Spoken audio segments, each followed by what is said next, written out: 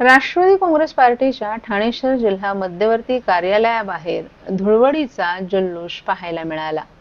राष्ट्रवादी काँग्रेसचे महाराष्ट्र प्रदेश प्रवक्ते आणि जिल्हाध्यक्ष आनंद परांजपे यांनी कार्यकर्त्यांसह धुळवडीचा उत्साहात आनंद लुटला.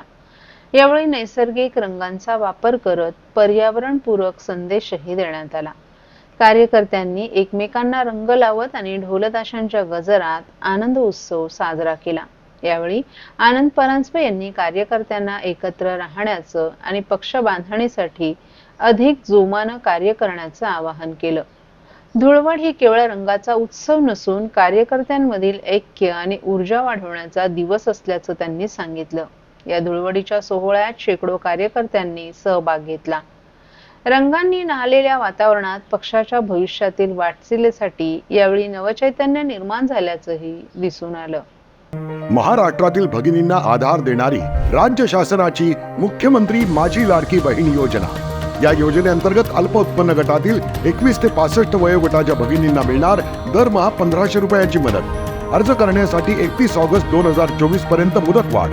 कुटुंबाचं वार्षिक उत्पन्न 2.5 लाख रुपयांपेक्षा कमी असलेल्या महिला पात्र. कुटुंबाकडे पिवळं किंवा केशरी रेशन कार्ड असल्यास उत्पन्नाचा दाखला आवश्यक नाही. पांढरं रेशन कार्ड असेल किंवा रेशन कार्ड नसेल तर कुटुंबाचं वार्षिक उत्पन्न 2.5 लाखांपेक्षा कमी असल्याचा दाखला आवश्यक. योजनेसाठीचा ऑनलाईन अर्ज नारी शक्ती दूत ॲपवरून किंवा पोर्टलवर भरता येईल. ज्या भगिनींना ऑनलाईन अर्ज भरता येत नसेल त्यांच्यासाठी अंगणवाडी, ग्रामपंचायत, वॉर्ड ऑफिस, सेतू सुविधा केंद्रामध्ये किंवा आशाताई बचत गटाच्या CRP यांची मदत उपलब्ध. आता आपल्याला अभिमानानं म्हणता येईल, सुखी आणि सुरक्षित आहे माझी लाडकी बहीण.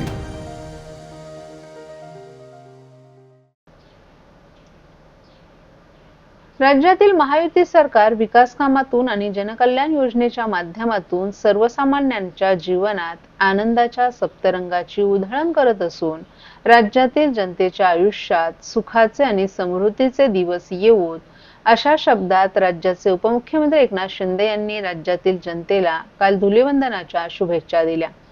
दरम्यान पंतप्रधान नरेंद्र मोदी यांना मॉरिशस सरकारच्या वतीनं सर्वोच्च नागरी पुरस्कारानं सन्मानित केल्याबद्दल त्यांचं अभिनंदन करून त्यांच्यामुळे भारताचा जगात नावलौकिक वाढत आहे ही तमाम भारतीयांसाठी अभिमानाची बाब असल्याचंही त्यांनी सांगितलं. ठाण्यातील निवासस्थानी कुटुंबियांसमवेत उपमुख्यमंत्री एकनाथ शिंदे यांनी नैसर्गिक रंगांची उधळण करत धुलीवंदनाचा सण साजरा केला. यावेळी त्यांच्या पत्नी लता शिंदे, मुलगा खासदार श्रीकांत शिंदे, सून वृषाली शिंदे आणि नातू रुद्रांश यांच्यासह कार्यकर्ते, माध्यमांचे प्रतिनिधी आणि पोलीस यांच्यासोबतही धुळवड त्यांनी साजरी केली. धुलीवंदन हा सण सर्वांनी पर्यावरणपूरक पद्धतीनं आणि नैसर्गिक रंगांच्या साथीनं साजरा करावा असं आवाहन करत उपमुख्यमंत्र्यांनी राज्यातील जनतेला धुलीवंदनाच्या शुभेच्छा दिल्या. धुळवड खेळताना रासायनिक रंग टाळून नैसर्गिक रंगांचा वापर करावा, पर्यावरणाचा समतोल राखणं आपलं कर्तव्य असून काल होळी साजरी करताना महाराष्ट्र सुजलाम सुफलाम हो अशी भावना व्यक्त केल्याचंही उपमुख्यमंत्री एकनाथ शिंदे यांनी यावेळी माध्यमांशी बोलताना सांगितलं. महाराष्ट्रात सणांची परंपरा असून राज्य शासनाच्या माध्यमातून महाराष्ट्राच्या जनतेच्या जीवनात सुखाचे, समृद्धीचे सप्तरंगांची उधळण हो अशाही त्यांनी शुभेच्छा दिल्या. विरोधकांना होळीच्या शुभेच्छा देतानाच त्यांनी सरकारच्या विकासाच्या विविध रंगात सहभागी व्हावं असं आवाहन देखील केलं. उपमुख्यमंत्री एकनाथ शिंदे यांनी भेटणाऱ्या प्रत्येक व्यक्तीबरोबरच त्यांच्या निवासस्थानी कार्यरत असलेल्या कर्मचाऱ्यांपासून ते बंदोबस्तासाठी तैनात असलेल्या पोलीस अधिकारी आणि कर्मचाऱ्यांना रंग लावत धुळवडीच्या शुभेच्छा दिल्या. परंपरेनुसार उपमुख्यमंत्री एकनाथ शिंदे यांनी टेंभी नाक्यावरील आनंद आश्रमात जाऊन धर्मवीर आनंद दिघे यांच्या तैलचित्राला रंग लावून त्यांना अभिवादन केलं. तसंच आनंद आश्रम येथे जमलेल्या असंख्य शिवसैनिक आणि नागरिकांसोबतही त्यांनी धुळवड साजरी केली. सोशल मीडियावर रोज अनेक प्रकारचे व्हिडिओ व्हायरल होत असतात. त्यात काही व्हिडिओ रस्त्यावरील बेशिस्त वाहतुकी संदर्भातही असतात. वाहतूक पोलीस विभागाकडून रस्त्यानं वाहन चालवण्यासंदर्भात काही नियम आणि अटी लागू केल्यात. मात्र अनेक नागरिक सर्व नियम धाब्यावर बसून बेशिस्तीनं वाहन चालवताना दिसून येतात. रोड सेफ्टी अर्थात रस्ता सुरक्षा हा मुद्दा नेहमी चर्चेचा मुख्य विषय राहिलाय. जगभरात रस्ते अपघातांमुळे होणाऱ्या मृत्यूंचं प्रमाण वाढतंय. भारतातही दरवर्षी सुमारे 1.5 लाख व्यक्ती रस्ते अपघातात मरण पावतात. यामुळेच अल्पवयीन मुलांना ड्रायव्हिंग पासून रोखण्यासाठी सरकार आता कडक पावलं उचलत आहे. अशातच आता ठाण्यातून एक धक्कादायक व्हिडिओ समोर आलाय, जो पाहून लोक चांगलेच संतापलेत. एक शालेय विद्यार्थी त्याच्या 5 मित्रांसह महिंद्रा कार चालवतानाचा व्हिडिओ सध्या व्हायरल झालाय. ठाण्यातील न्यू होरायझन शाळेच्या बाहेर आनंदनगर येथील कावेसर जवळचा हा व्हिडिओ आहे. या व्हिडिओमध्ये दिसत आहे की एक लहान मुलगा स्टीअरिंग हाताळताना आणि गाडी चालवताना दिसून येतोय. शाळेचा गणवेश घातलेला हा विद्यार्थी गाडीत शाळेतील मित्रांसह ट्रॅफिक मधून प्रवास करताना दिसला. या घटनेचा व्हिडिओ व्हायरल होताच लोकांनी तीव्र संताप व्यक्त केलाय. व्हायरल व्हिडिओमध्ये पाहू शकता की एक लहान मुलगा रस्त्यावर हातात महिंद्रा कारचं स्टीअरिंग घेत चालवताना दिसत आहे. अवघ्या 6-7 वर्षांचा तो मुलगा अतिशय वर्दळीच्या रस्त्यावर गाडी चालवत होता, ज्यामुळे अपघात होऊन हानी होण्याचीही शक्यता होती. लहान मुलांना गाड्यांचं आकर्षण जरी असलं तरी प्रत्यक्षात मात्र 18 वर्षाखालील मुलांना सरकारी नियमानुसार गाडी चालवायला बंदी आहे. तरीही या मुलाच्या हातात पालकांनी गाडीचं स्टीअरिंग दिलं असून मुलगा भर ट्रॅफिक मध्ये गाडी चालवताना आपल्याला व्हिडिओत पाहायला मिळते. ही घटना एका व्यक्तीने आपल्या मोबाईल कॅमेऱ्यात कैद करून ती सोशल मीडियावर शेअर केली आहे. शहरात धुळवडीचा शुक्रवारी सकाळपासूनच उत्साह पाहायला मिळाला. गृहसंकुल, चाळींमध्ये आणि परिसरातील चौकात नागरिकांनी मोठ्या जल्लोषात धुळवड साजरी केली. तर शहरात राजकीय धुळवडीचे रंग देखील दिसून आले. काही पक्षाच्या पदाधिकाऱ्यांकडून विविध संस्थांच्या नावाखाली धुळवडीच्या कार्यक्रमांचे आयोजन करण्यात आलं होतं. या कार्यक्रमांना ठाणेकर नागरिकांचा उत्तम प्रतिसाद मिळाल्याचंही दिसून आलं. धुळवड सुट्टीचा दिवस असल्यामुळे शहरातील रस्त्यांवरही शुकशुकाट असल्याचं दिसून आलं. गृहसंकुल तसंच चाळीतील रहिवासी एकत्र येऊन रंग खेळत होते, तर उपवन आणि मासुंदा तलावाजवळ तरुण मंडळी एकत्र येत धुळवड साजरी करत होते.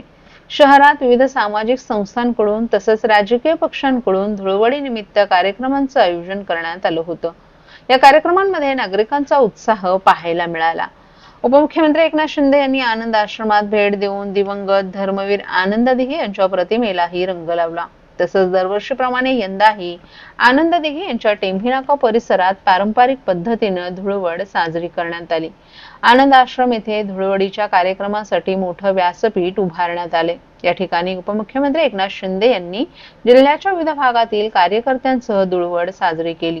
शहरातील अंतर्गत रस्त्यांवर पोलीस यंत्रणा नसल्यानं काही हुल्लडबाज तरुण नियमांचं उल्लंघन करून वाहन चालवत होते, तर अनेक ठिकाणी वादाचे प्रकारही घडले. मद्याच्या दुकानांबाहेर नागरिकांच्या रांगा लागल्या होत्या, तर भांग घेण्यासाठीही नागरिकांनी दुकानात गर्दी केली. तर बागळी स्टेट भागातील काही रस्त्यांवर काही मंडळी बेशिस्तपणे मद्य पिण्यास बसलेलेही पाहायला मिळाले. याकडे पोलीस यंत्रणांचं दुर्लक्ष होत असल्याचंही दिसून आलं.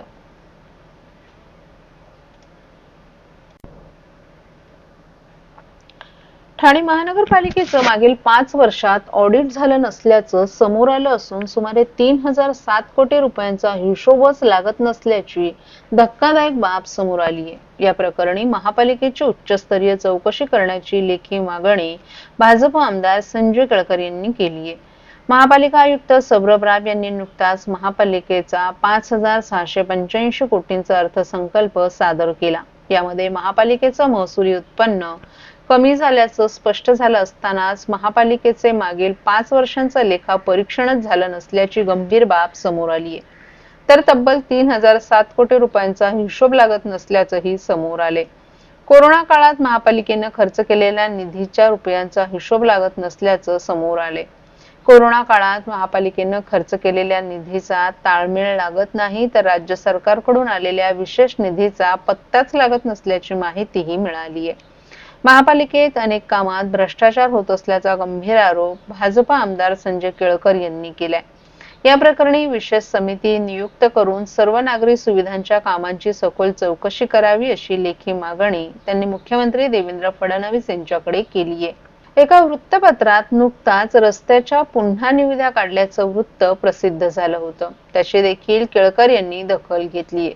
कोरोना काळात महापालिकेच्या 300 कोटींच्या ठेवी मोडण्यात आल्या होत्या, तर डबघाईला आलेल्या ठाणे परिवहन सेवेची 10 कोटींची ठेव देखील ठेकेदाराचं बिल देण्यासाठी तोडण्यात आली होती.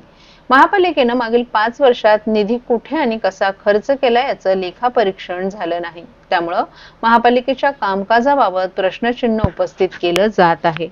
याबाबत महापालिकेच्या एका अधिकाऱ्यानं सन 2020-21 या वर्षाचं ऑडिट झालं असून त्याला स्थायी समितीची मान्यता अजूनही मिळाली नसून सन 2021-22 या आर्थिक वर्षाचं लेखापरीक्षण करण्याचं काम सुरू असल्याचं सांगितलं. याबाबत राष्ट्रवादीचे आमदार डॉ. जितेंद्र आव्हाड यांनी देखील महापालिकेच्या कारभाराबाबत प्रश्नचिन्ह उपस्थित केले. लेखापरीक्षणाचा हिशोब द्यावा अशी मागणी त्यांनी केली आहे. तर खासदार नरेश म्हस्के यांनी लेखापरीक्षण होणार असून विरोधकांना त्याचा हिशोब मिळेल असं सांगितलं. विरोधक आरोप करण्याशिवाय काहीच करत नसल्याची टीकाही म्हस्के यांनी केली आहे.